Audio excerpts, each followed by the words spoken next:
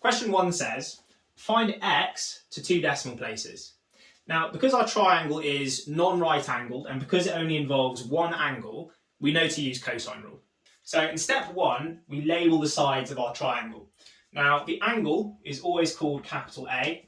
The side opposite the angle is called lowercase a, and the other two sides are called lowercase b and lowercase c. In step 2, we write our equation for cosine rule. The equation is a squared equals b squared plus c squared, so far it's like Pythagoras' theorem, but we also include a minus 2bc cosine A. So this is the equation we need to use. In step 3, we substitute our sides and our angles that were given in the question. We want to find a squared, so a squared is going to be equal to b squared. B is 15. Remember, when you're substituting values, always put it in brackets. So 15 squared plus c, which is 20, so plus 20 squared, minus 2 times b, 2 times 15 times 20 times cosine A. And A, the angle, is 40 degrees. That'd be cosine 40 degrees.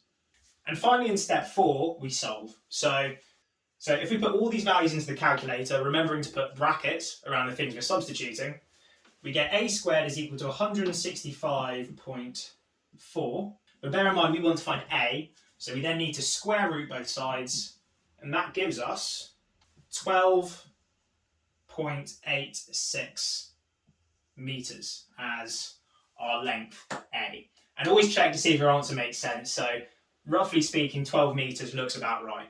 So we have the correct answer. So question 2 is very similar. Find theta, the angle, to 2 decimal places.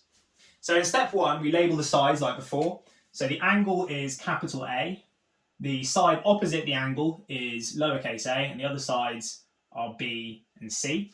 So in step 2, we write our equation like before, but we want to rearrange this to make cos A the subject of the formula, to get cos A by itself. So how do we do this? Well, if you add 2bc cos A to both sides and take away a squared from both sides, this gives us 2bc cos A equals b squared plus c squared minus a squared. And then, to move the 2bc to the other side, you divide both sides by 2bc. So we now have cos A by itself. Now in step 3, we sub in the values like before. So cos A is equal to b squared. B in this case is 10. So 10 squared plus c squared, which is 13 squared, minus a squared, which is 20, divided by 2 times 10 times 13. So finally in step 4, we solve. So if I put all of this into my calculator, I get cos A equals minus 0.503. So don't be too worried that you've got a negative answer, because now we take inverse cos of both sides to get A. So A is equal to cos to the minus 1 of minus 0.503.